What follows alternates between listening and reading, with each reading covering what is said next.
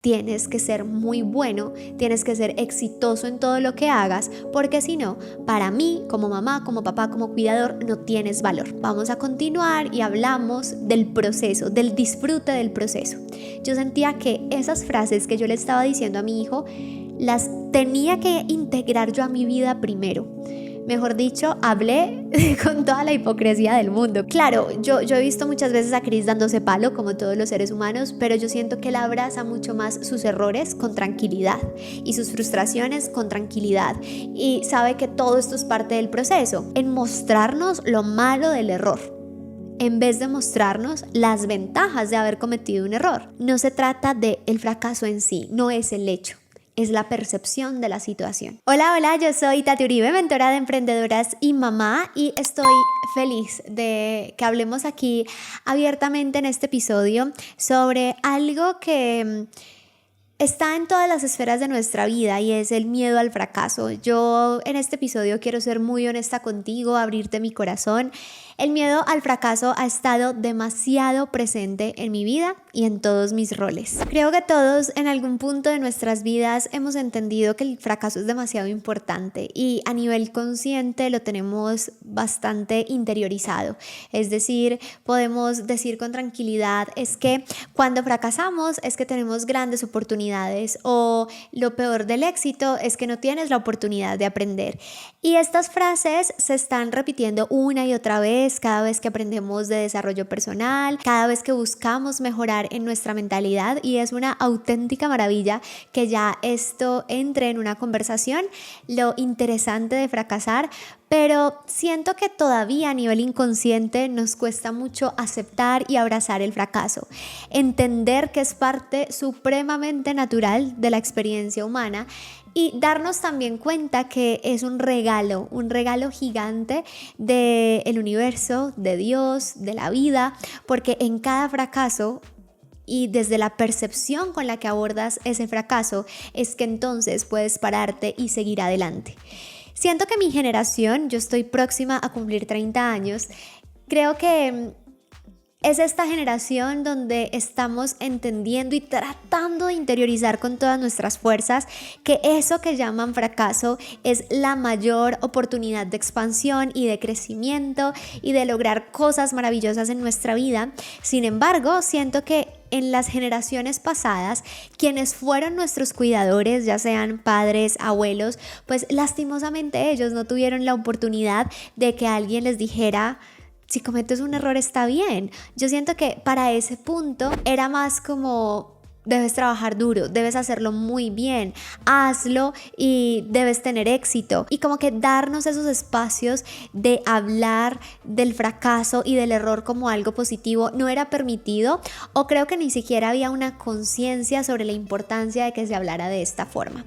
Dicho esto, es un tema muy generacional. Nos vamos a encontrar con niños. Ahorita yo veo a mis hijos 5 y 2 años, y a mi hijo se le riega un jugo y dice: ay, bueno, pues fue un error, ven, lo limpio. Y lo limpia y ya está. Cuando yo regaba un jugo era un tema bien complejo en mi casa, como: pero ¿por qué no te fijas? Y esto no lo digo a modo de juicio hacia mis papás, simplemente no estaban las herramientas.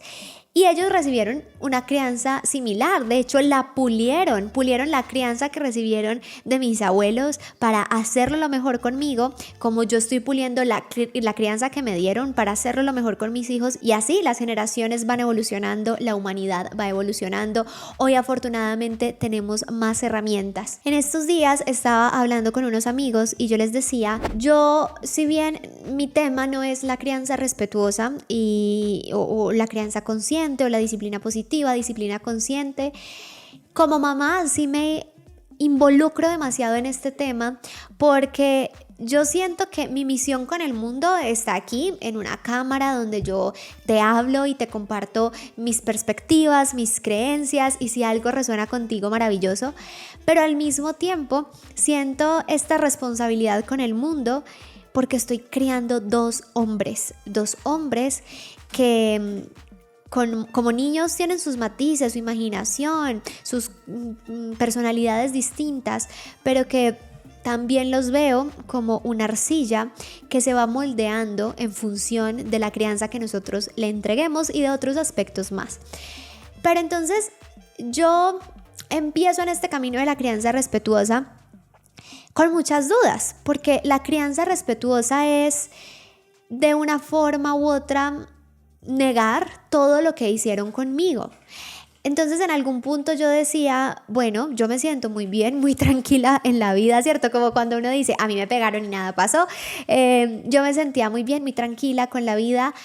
Y yo decía, pues mis papás sí me pegaron, me amenazaron, me castigaron, me gritaron y yo estoy bien. ¿Y cómo es que tengo que hacer un proceso tan largo con el niño, de tanto acercamiento, de tanta conversación, de tanta explicación, de darle un lugar tan importante en la familia? Cuando a mí simplemente me decían, pues, ¿por qué no? Pues, ¿por qué no? Porque yo soy el papá y punto. Entonces, claro, empezar a hacer crianza respetuosa es un tema de conciencia. Muchas veces lo siento y lo vivo como una represión. Es un momentico, vas a parar el piloto automático que te genera esas ganas de darle un golpe a tu hijo porque regó un jugo o de pegarle un grito porque regó un jugo y decirle, está bien, todos cometemos errores. ¿Cómo se soluciona esto? Vamos a limpiar y no pasa nada. Aunque por dentro Chucky me invada profundamente. Entonces, claro, como viene de un piloto automático, muchas veces se siente como represión, resulta frustrante. Hay días donde mi neocórtex no está tan firme y se me sale este cerebro reptiliano a atacar, pero con la crianza respetuosa también he aprendido a pedir perdón y a decirles, uy, me equivoqué, tú no te merecías ese grito, tú no te merecías este regaño, perdóname, pero tú no mereces que nadie te trate así, y mucho menos tu mamá, que debería ser la persona que te protege.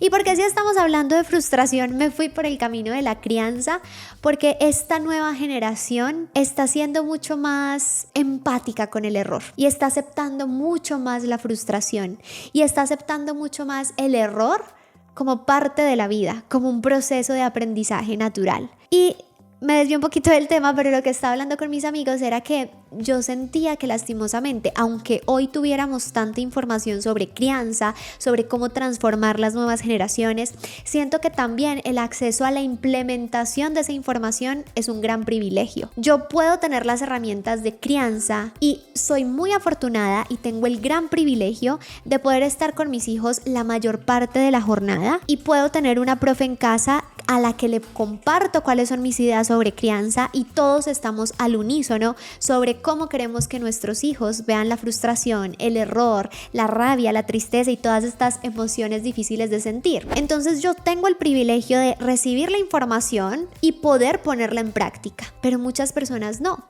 Entonces hablábamos, por ejemplo, de esta situación donde es que yo tengo que salir a trabajar y lo voy a mandar a una guardería o a un preescolar porque me dicen, ay, no digas guardería, eso no se dice, allá no se guardan los niños. Perdón, lo tengo súper interiorizado el concepto, pero bueno, el preescolar. En un preescolar donde las docentes no están capacitadas, donde no tienen nada de esta información, o lo tenemos que dejar con un tío o una tía que no ha sanado, que no ha hecho un proceso de crecimiento personal y que además con todo el amor del mundo nos está ayudando a cuidar a nuestro hijo o nuestra hija, y así como papás o como mamás tengamos toda la información, ese cuidador y esa persona que va a estar con ese niño o esa niña, pues no tiene las herramientas y es difícil llegarle con todas estas herramientas y cambiarle ese normal con el que ha vivido toda su vida y el que le ha funcionado.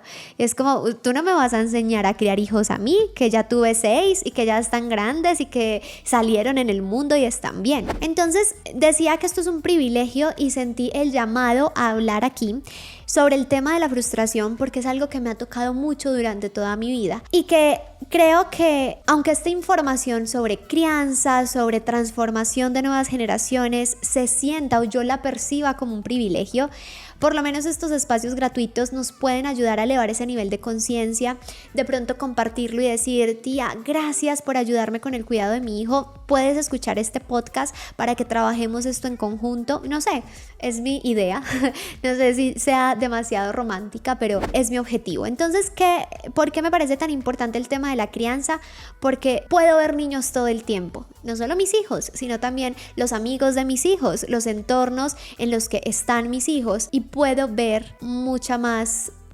autocompasión, ¿sí? Y autocompasión no es tenerse lástima y darme la palmadita de, ay, sí, ay, lo hice muy mal, pobrecito, y ya está, sino como, está bien, no tengo que ser perfecto, vamos a buscar una solución. Y de hecho, siento que esta parte de la tolerancia a la frustración es una de las que han sido, pues como una de las partes más retadoras para mí, ya como adulta, porque yo siento que todos los niños nacemos y estamos hasta cierta edad con esa idea de pues, no tengo que ser perfecto, o sea, cometo errores y está bien. Y cuando nosotros estamos en esta situación de exposición, donde todo el tiempo estamos recibiendo estímulos de control, no lo haces bien, lo regaste, lo tiraste, lo dañaste, porque eres así, porque eres tan grosero, porque haces las cosas de esta forma, constantemente el mensaje que estamos percibiendo o recibiendo, consciente o inconscientemente, es: tienes que ser muy bueno, tienes que ser exitoso en todo lo que hagas, porque si no,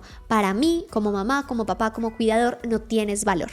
Así que cuando somos adultos y estamos viviendo constantemente con esa frustración, con esa angustia de no hacer las cosas bien, con esa debilidad ante el error, es porque dentro de nosotros hay un niño o una niña que está buscando la aceptación de papá, de mamá o de ese cuidador. Todos nosotros somos al mismo tiempo adultos, somos padres y somos niños. Ese adulto que es el capaz de decir, pues es un error, o sea, en los negocios se cometen errores, no pasa absolutamente nada, vamos hacia adelante a identificar qué fue lo que pasó, pero también nos habita ese niño que va a estar llorando 8 días diciéndose, soy un fracasado, lo estoy haciendo mal, qué horror, ¿por qué nací? Esto está terrible. Y un diálogo interno que se convierte en algo súper destructivo, donde básicamente ese adulto que nos habita no es capaz de sacarnos de ese rol de niño que también hay en nosotros. Resulta que yo les hice un video contándoles de mi historia siendo perfeccionista y cómo veía a mi hijo como espejo, ¿sí? Normalmente una persona con tendencia a ser perfeccionista yo les decía ahí, puede estar muy procrastinador, es decir, como no hago las cosas hasta que no estén perfectas, o puede ser muy hacedor, como es mi caso, pero como nuestros estándares de excelencia son tan altos, sufrimos mucho por miedo a un error o por esa frustración que genera el error. Hice este video, les compartí la experiencia, les dije que Valentino, mi hijo mayor, era un espejo para mí en este tema, que yo estaba convencida y decidida a sanar ese aspecto de mi vida porque no quería ver en mi hijo esa perfección que ya no es como voy a buscar hacer las cosas bien y dentro de mis posibilidades, sino voy a extralimitar mis capacidades y si no están como yo creo que deberían estar, me frustro demasiado. Y justo ese día, el mismo día en el que grabo ese video, fuimos a su primera clase de breakdance, es como baile, sí, clases de baile. Entonces fuimos a su primera clase, era una clase de prueba, llegamos allí y él en la casa le gusta mucho hacer este tipo de bailes porque Chris, mi esposo, bailaba esto, entonces como que se ponen ahí a hacerlo. Pero claro, en la clase no era simplemente dar vueltas en el piso como él lo hacía en la casa, sino seguir unas instrucciones. Y de muévete para un lado, muévete para el otro, haz este movimiento con el pie, luego abre las manos así. Y era su primera clase, obviamente no las iba a coger todas así, no iba a hacer el ejercicio tal cual lo estaba haciendo el profesor y los otros niños que ya llevaban mucho tiempo. Él era el único que era su primera vez en clase de baile y que estaba en su clase de prueba. Más o menos pasaron como unos 8 minutos y me dijo, ya me quiero salir porque soy demasiado malo en esto. Y a mí ahí mismo se me bajó todo porque fue como esa comprobación del video que había grabado en la mañana. Y me dijo, yo no quiero estar más acá. Ya me quiero salir, esto es horrible, yo no sé bailar, yo no sé hacer los ejercicios. Y yo, ¿a ti te gusta? Sí me gusta, pero soy muy malo y ya no quiero más. Y yo, no, vamos a continuar y hablamos del proceso, del disfrute del proceso. Yo sentía que esas frases que yo le estaba diciendo a mi hijo, las tenía que integrar yo a mi vida primero. Mejor dicho, hablé con toda la hipocresía del mundo, como, mi amor, pero mira, esto es un proceso, estás en la primera clase. Normalmente en la primera clase, pues no somos tan buenos porque no hemos practicado lo suficiente. Con la práctica y el proceso, bueno, y yo así con mi discurso súper empoderador, que claramente yo no me lo creo en muchos momentos de mi vida.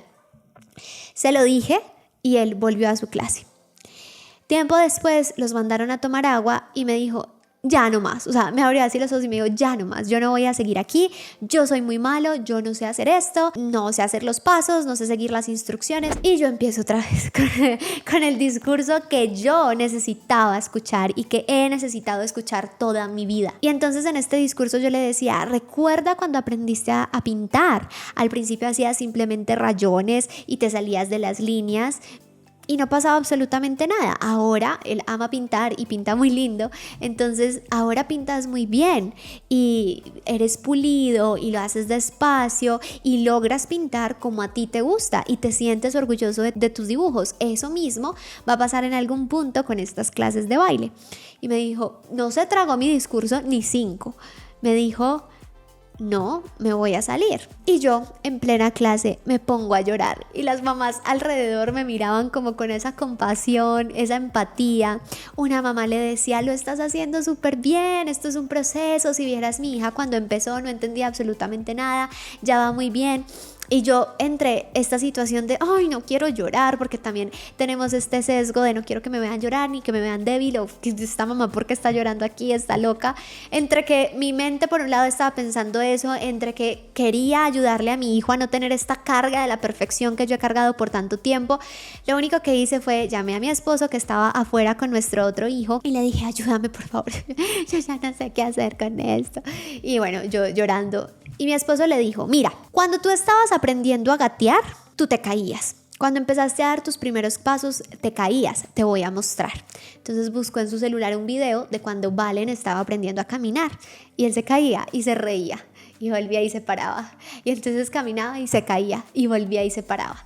Y siempre con una sonrisa en la cara y con esa emoción de voy a llegar a los brazos de mi mamá o voy a llegar a los brazos de mi papá y si me caigo 5 veces no me importa, para mí esto es lo más divertido del mundo, simplemente vuelvo y me paro. Y le mostró ese video y le dijo, y mira ahora lo que haces. Entonces le mostró otro video de Valentino corriendo.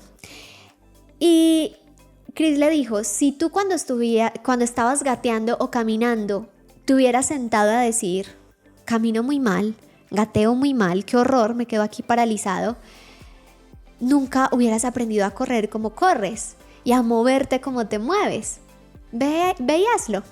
Y Valentino se limpió así la rabia que tenía y entró a su clase. El ejemplo de Chris estuvo más bueno, obviamente, porque fue mucho más ilustrativo, pero yo también me di cuenta que Valen le copió más al papá porque Chris se cree ese discurso para él también. O sea, claro, yo he visto muchas veces a Chris dándose palo, como todos los seres humanos, pero yo siento que él abraza mucho más sus errores con tranquilidad y sus frustraciones con tranquilidad y sabe que todo esto es parte del proceso. De mi lado, siento que Valentino de alguna u otra forma percibió que mi discurso era de puertas para afuera. Es como, sí mamá, eso suena muy lindo, pero eso no te lo crees ni tú. Y mira que fueron ejemplos muy similares. Entonces ya Valen volvió a su clase tranquilo, salió diciendo, o sea, yo hinchada, yo tenía que grabar un video después en un supermercado de una campaña y yo que no se me regara la pestañina, yo estaba así súper hinchada, con la nariz roja, así como toda la cara llena de base y la punta de la nariz desmaquillada. Y él tranquilo salió, ay, me encantó esta clase, fue lo mejor, quiero seguir viniendo, me fascina. Y yo por dentro dándome todo el palo del mundo, porque al mismo tiempo me sentía absolutamente frustrada de que en este rol de ser mamá yo estaba impregnando esa falta de tolerancia a la frustración. Entonces todo se va volviendo un círculo vicioso. ¿Por qué me parece tan importante hablar de todo esto? Porque en cualquier esfera en la que nosotros nos encontremos, sea la privada, sea la pública, sea que trabajemos como profesionales, como emprendedores, seamos los empresarios del año, trabajemos como amas de casa, en el rol de mamás, de esposas, de hijas, de profesionales, yo siento que estamos en una cultura donde siempre nos está faltando el centavo para el peso. Y no está directamente ligado al perfeccionismo. En algunos casos sí, como es el mío, pero está muy ligado a ese sufrimiento por el error, al no permitirnos el error, al no abrazar esas situaciones donde no siempre hacemos las cosas bien, o donde fracasamos, o donde las cosas no se dan al ritmo de los demás. Y en este punto del ritmo quiero hacer un enfoque muy importante y muy claro, porque es que demasiadas veces nos estamos comparando. Lastimosamente hoy tenemos, no podría decir que todo es lastimoso dentro de las redes sociales porque es mi trabajo, es la forma en la que doy a conocer mis ideas. Sin embargo, creo que hay algo muy, muy grave en las redes sociales, y es que es como si yo tuviera esta ventana todo el tiempo mirando lo que hacen mis vecinos, y mis vecinos no tuvieran cortina y yo pudiera estar mirando cada una de sus vidas todos los días de mi vida. Y lo peor es que esos vecinos que yo puedo ver a través de mi ventana actúan todo el tiempo su mejor versión.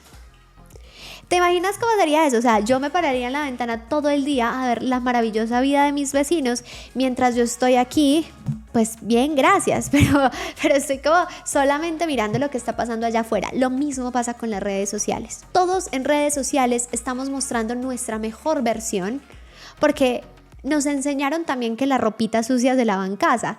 Entonces, claro, tenemos momentos donde exponemos nuestra vulnerabilidad, pero en el momento justo donde yo estaba llorando porque estaba lidiando con un desborde emocional de mi hijo porque no se sentía suficiente, pues yo no podía estar grabando una historia diciendo: hola, ¿cómo están? En este momento estoy pasando por una situación de mierda, aquí estoy llorando muerta de la vergüenza, gracias por verme.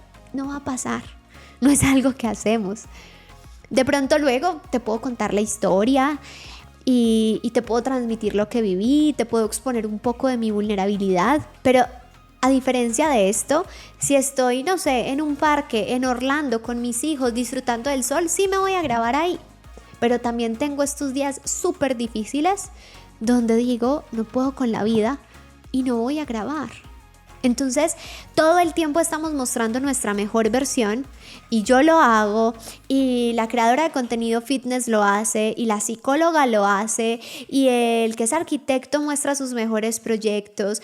Todos estamos en redes sociales con nuestra mejor máscara. Porque el mundo está inundado de cosas demasiado difíciles y parece que hemos hecho un acuerdo social de que la mayoría de los creadores de contenido estemos exponiendo nuestra mejor versión. Y es que además también es bastante complejo contar o exhibir todas tus miserias o tus partes rotas, porque no solo estás vinculado tú, sino que está vinculado tu esposo, está vinculado tu hijo, está vinculada tu mamá, está vinculado tu papá, y no sabes quién te está viendo. Entonces no podemos estar en esta capa de vulnerabilidad sin límites porque no nos conviene. Y claro, hay personas que me dicen: Tati, gracias por ser tan real, gracias por contar tu historia. Yo trato de ser lo más abierta posible para evitar generar frustración en el otro. Ahora, soy consciente que no puedo ser tan ególatra de pensar que la forma en la que yo actúo va a definir cómo el otro recibe la información necesariamente. O sea, yo envío una información y van a haber siempre diferentes interpretaciones. Algunos, por ejemplo, en este video les puede parecer: ¡ay, qué boba, cómo se puso a llorar por eso! Yo no lloro por esa bobada. Otros pueden decir: uy, gracias por compartir esta vulnerabilidad. Yo he pasado por situaciones así con mi hijo. Otros pueden decir: ¿y a mí qué me importa? O sea, háblame de la frustración en términos más científicos, no me importa lo que pasó con tu hijo. Yo, por mis creencias y por mis filtros, entrego el mensaje de una forma y cada persona lo recibe de maneras distintas. Por ejemplo, hay personas que publican en redes sociales una casa de lujo que se compraron o su último carro. Pues para mí resulta una inspiración impresionante, para otra persona puede ser fuente de envidia. Así que sería demasiado del ego decir que yo puedo controlar lo que cada persona va a interpretar, pero por lo menos desde mis creencias, yo sí trato de ser la creadora de contenido que yo quisiera consumir. Es decir, una persona que sí me inspira y sí me hace sentir que hay una forma distinta de hacer las cosas y me muestra el camino para hacer las cosas distintas, pero también me muestra sus agobios, sus frustraciones, sus errores, como una forma de abrir el corazón y mostrar esa vulnerabilidad. Pero con toda la certeza te digo que no conoces mis peores oscuridades. Esas las conoce mi esposo y mi terapeuta. porque implican a otras personas. Entonces, si yo te cuento cuáles son mis traumas más profundos, van a salir implicadas otras personas que no han decidido exponerse en redes sociales. Así que exponerse de una forma honesta en redes sociales no es tanto un tema de qué tan transparentes seamos o qué tan honestos seamos, sino que muchas veces se trata de a qué otras personas voy a implicar que nunca decidieron revelar asuntos de su vida en redes sociales, y con eso yo también tengo que ser cuidadosa, porque yo te podría hablar de situaciones muy difíciles que he vivido, pero que van a poner como en cuestionamiento a otras personas, y son personas que nunca han dado el paso de exponer su vida privada. Así que con esto te quiero decir que todos en redes sociales estamos poniendo nuestra mejor cara, tratando de construir un mundo más bonito, más positivo, más inspirado. Pero detrás de todas esas realidades, todos estamos viviendo situaciones retadoras, todos los seres humanos. Y por eso nos impacta tanto cuando vemos a una persona que es millonaria o que es un súper artista de Hollywood y dicen, esta persona se suicidó. Y es como, ¿pero por qué? Si tenía tanta fama, tanto reconocimiento, estaba tan rodeado, tenía tanto dinero. Muchas veces estas personas, como se construyen bajo una coraza de perfección o de éxito o de reconocimiento, son las que internamente están más solos, lidiando con la frustración del día a día. Para mí no hay mejor terapia que compartir en redes sociales mis momentos de frustración y de tristeza, porque yo por mucho tiempo me creí el cuento de, si yo soy mentora de negocios, si yo hablo de emprendimiento, pero estoy fracasando en mi negocio, ¿cómo es que entonces voy a tener autoridad para hacerle mentoría a alguien? Si yo estoy hablando de cómo puedes construir un buen enfoque comercial, cómo puedes construir un buen discurso de ventas, y yo estoy vendiendo un producto que no se está vendiendo, ¿dónde queda mi coherencia y mi autoridad? Y el año pasado dije, no más, o sea, también como a modo de terapia voy a revelar esas partes oscuras y escondidas de mí que no afectan a nadie y que no implica a otras personas, o que de pronto es entre Cris y yo, pero ambos hemos elegido compartir en redes sociales lo que hacemos. Voy a compartirlo como una especie de terapia, de catarsis, de desprenderme un poco de mi ego. Eliminar el ego totalmente es imposible porque es la máscara con la que nos presentamos ante el mundo, pero sí por lo menos de decir, mira, hablo de negocios y pierdo plata en los negocios y está bien. Y vendo algo y enseño cómo vender, y a veces lo que yo vendo no se vende. Y hablo de relación con el dinero, y en este momento estoy pagando las consecuencias de mis errores, que es pagar muchas deudas y muchos intereses en deudas. Así que desprenderme como de toda esa imagen de, uy, súper empresario, que hace esto, que hace lo otro, me ha ayudado muchísimo más en ese proceso de tolerarme, de entender que no tengo que ser perfecta, que no tengo que tener resultados perfectos, que siempre mi negocio va a ser una extensión de mí, y que al yo ser un ser humano, a ese negocio se le van a dar características de la naturaleza humana, y una de ellas es estar en situaciones de fracaso. Siempre, o sea, no hay un ser humano que se pueda liberar del fracaso. Ahora, ya para ir cerrando con este tema, somos nosotros, esta generación donde nosotros estamos criando, donde estamos trayendo nuevos niños al mundo, donde los estamos educando, donde está en nuestras manos esa responsabilidad, los que podemos romper un poco con este transgeneracional de completa adversión al fracaso. Es decir, tú no puedes fracasar, tú eres exitoso y no se pueden cometer errores, y a veces la transmisión de ese mensaje no es tan literal, pero nos lo están diciendo todo el tiempo. Entonces nos califican, y si la calificación no es tan buena, constantemente nos están recriminando, nos hacen quedar mal, nos paran al frente.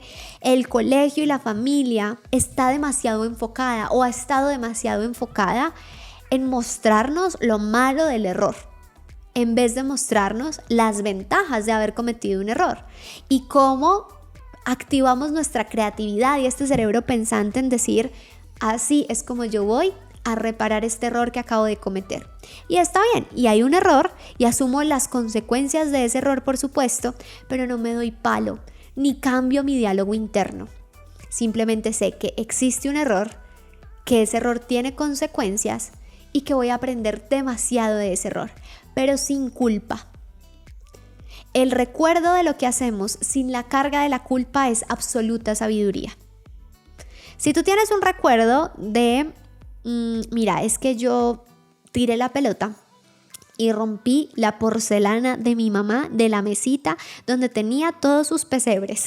Si te transmitieron una culpa terrible porque es que le quebraste el pesebre a la mamá y porque es que este pesebre era lo más preciado para la mamá, qué cosa tan horrible. Claro, te hacen sentir como lo peor cuando tú simplemente eras un niño jugando a la pelota. Diferente, así esa percepción del error es, uy, quebramos esto. Y esto era especial para la mamá, pero ¿sabes qué?